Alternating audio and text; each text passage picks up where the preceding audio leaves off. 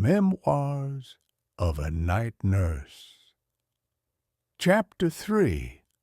The Digital Shift and After-Hours Encounters.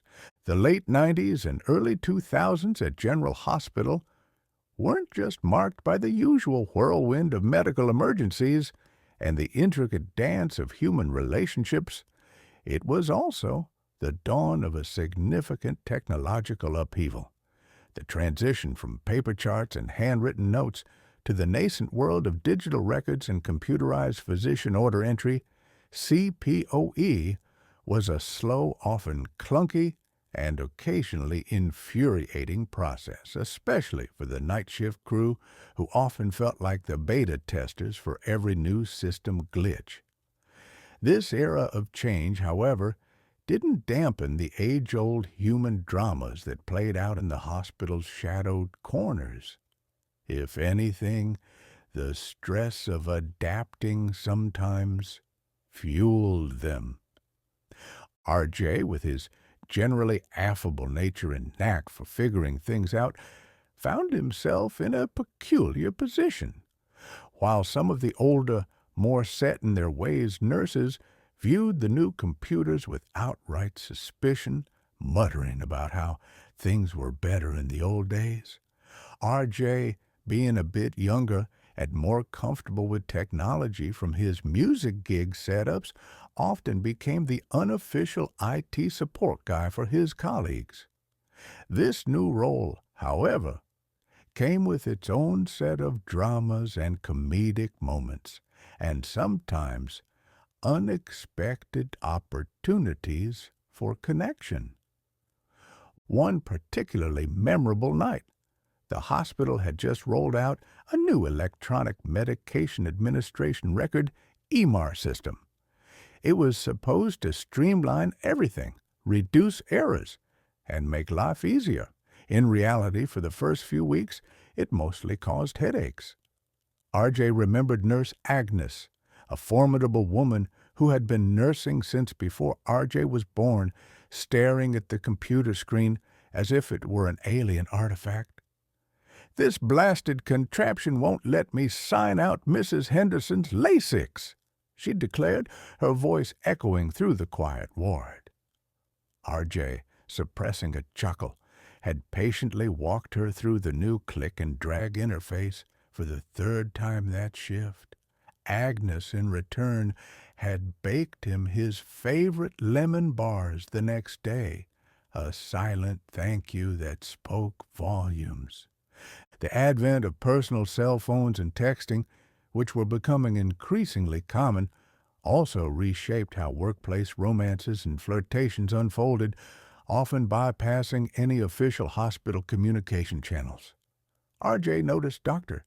Ben Carter, a young, ambitious surgical intern, frequently engrossed in his phone, a sly smile playing on his lips, usually when near the nurse's station where Sophia, a cute new unit clerk, worked.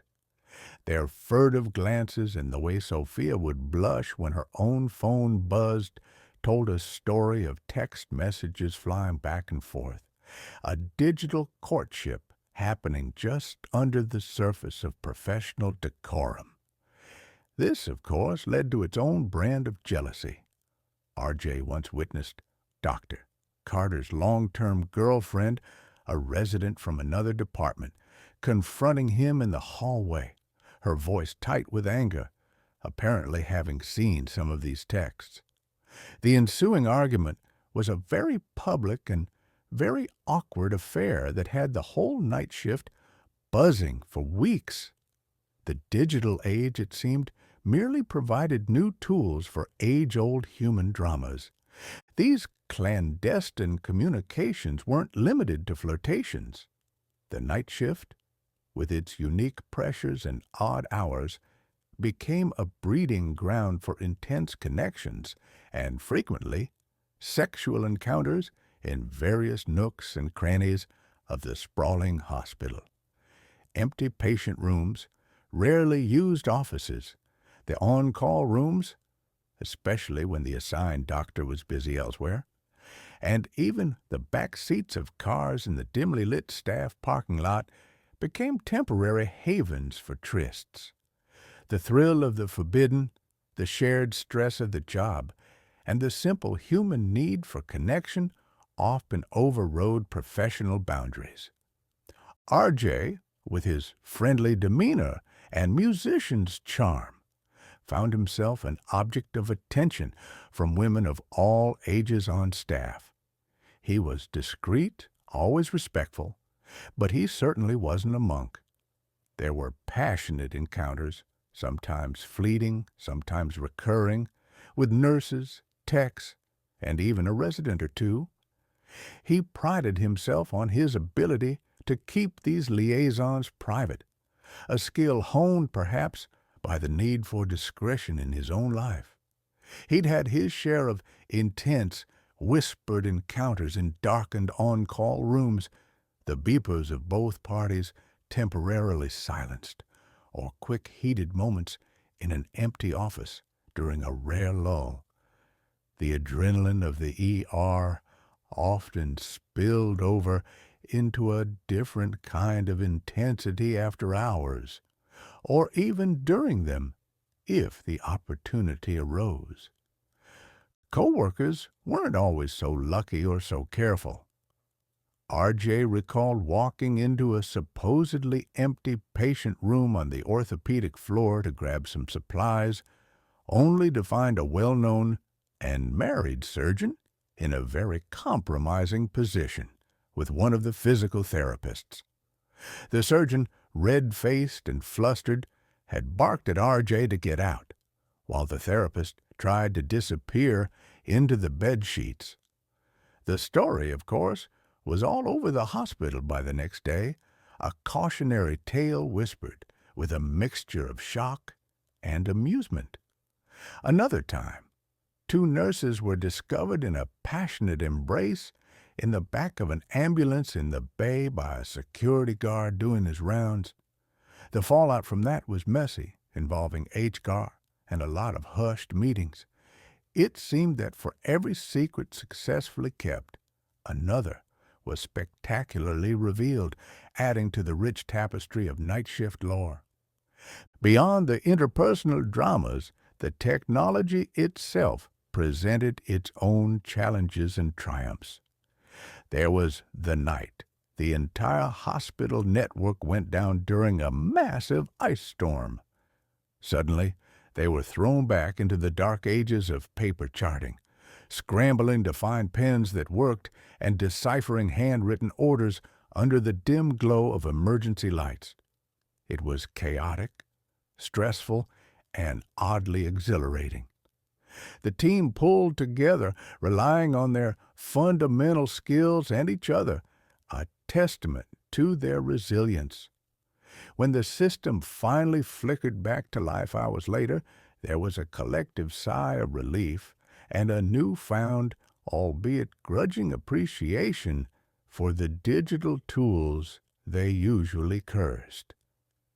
Then there were the victories.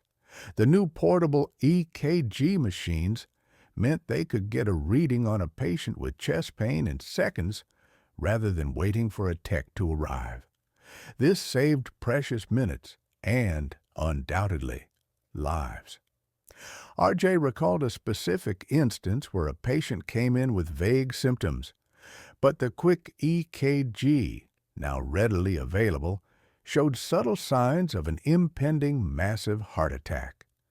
They were able to rush him to the cath lab, and he made a full recovery.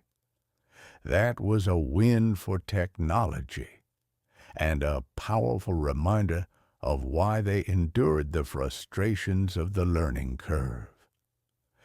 The digital shift also brought moments of unexpected tragedy.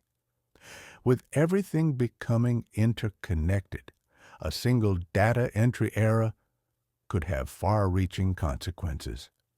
R.J. remembered a harrowing incident where a wrong lab value was entered into the system due to a software glitch, leading to a cascade of incorrect treatment decisions for a critically ill patient. The error was eventually caught, but not before precious time was lost. The subsequent investigation and the emotional toll it took on the staff involved were immense. It was a stark lesson in the double-edged sword of technological reliance. Amidst all this, R.J. continued to navigate his own life. His music was a constant, a release from the pressures of the hospital. He'd sometimes bring his guitar to work, and during quiet moments in the break room, usually in the very early hours of the morning, when the chaos had momentarily subsided, he'd play soft melodies, his colleagues gathering around, their weary faces softening with the music. These impromptu sessions became a cherished ritual, a small pocket of beauty and connection in the often harsh environment of the night shift. One of the older nurses, Martha, who was usually quite reserved, once told R.J. with tears in her eyes that his music was the only thing that got her through some of her toughest nights after her husband passed away. It was moments like these that reminded R.J. of the power of his art, even within the sterile walls of a hospital. And, of course, the romantic and sexual undercurrents continued to swirl, now facilitated by personal texts and clandestine meetings. R.J. himself had a memorable, if brief, affair with Chloe, the witty respiratory therapist. Their connection, initially sparked by shared humor during stressful ER consults, deepened through late-night texts filled with innuendo and longing. This led to several passionate encounters in her car in the hospital's multi-story garage after their shifts, the city lights a distant blur through the steamy windows. It was exhilarating and risky, a secret world carved out amidst the demands of their jobs. Like many hospital flings, it burned brightly and then faded, a casualty of exhaustion and the ever-present risk of discovery. But it left R.J. with memories that were both fond and a little bittersweet. The transition to a more digital hospital was a journey filled with triumphs and tribulations, with moments of intense frustration and surprising connection. For R.J. and the night shift crew, it was another layer of complexity in their already demanding lives, another set of challenges to overcome, and another source of stories, both professional and intensely personal, that would be told and retold in the quiet hours when the rest of the city slept. The screens flickered, the printers whirred, personal phones buzzed with secret messages, and the age of digital medicine, with all its attendant human drama, had truly and irrevocably arrived at General Hospital.